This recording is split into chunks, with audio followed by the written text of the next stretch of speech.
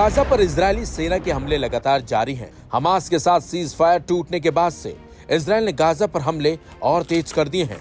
Israeli हमलों में निहत्थे लोगों की जान लगातार जा रही है। इन्हीं हमलों के बीच इजरायल ने गाजा को लेकर एक बड़ा और खतरनाक प्लान भी तैयार कर लिया है। इस खतरनाक प्लान का खुलासा इजरायल के पीएम बेंजामिन नेतन्याहू ने खुद किया है। नेतन्याहू ने प्लान का खुलासा करते हुए बुधवार को कहा है कि अब इजरायल की सेना मोरा कॉरिडोर पर कब्जा जमाएगी। बता दें आपको, यह पट्टी खान यूनिस और राफा शहर के बीच में स्थित है। इससे पहले इजरायल ने गाजा और मिस्र के बीच की पट्टी फिलाडेल्फी पर कब्जा जमा ही रखा है। इसके चलते गाजा तक जरूरी सामान पहुंचना मुश्किल हो गया है। अब जो नई रणनीति है उससे खान यूनिस और राफा शहर से बाकी फिलिस्तीन का संपर्क टूट जाएगा।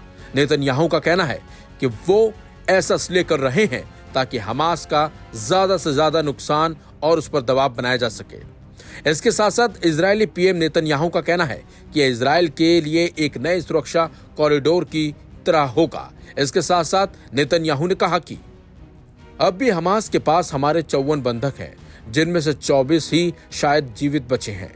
इन्हें छुड़ाने के लिए हम दबाव बना रहे हैं। हुआ यह है कि इजरायल ने नए सीज फायर के लिए हमास के सामने शर्त रखी है कि वो हथियार छोड़ दे और गाजा से भी निकल जाए, तभी 18 महीनों से चली आ रही जंग पर पूरी तरह से विराम लगेगा। बता दें आपको, इजरायल और हमास के बीच जनवरी में 42 दिनों के सीज फायर पर सहमति बनी थी। इस दौरान इजरायल ने गाजा में मानवीय सहायता पहुंचने देने, राशन, दवा आदि पहुंचने पर रोक न लगाने पर सहमति जताई थी। लेकिन हमास और इजरायल के बीच सीज फायर टूट गया।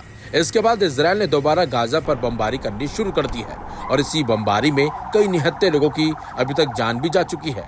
इस पर इजरायल का साफ साफ कहना है कि इजरायली बंधकों को नहीं छोड़ने की वजह से उसने ये बड़ा कदम उठाया है।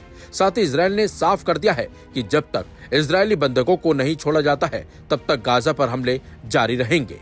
लेकिन इसी बीच इजरायल ने हमास की कमर तोड़ने के लिए एक बड़ा प्लान तैयार भी कर लिया है। इजरायल के इस नए प्लान पर हमास का क्या कदम होगा, ये भी अब देखना होगा।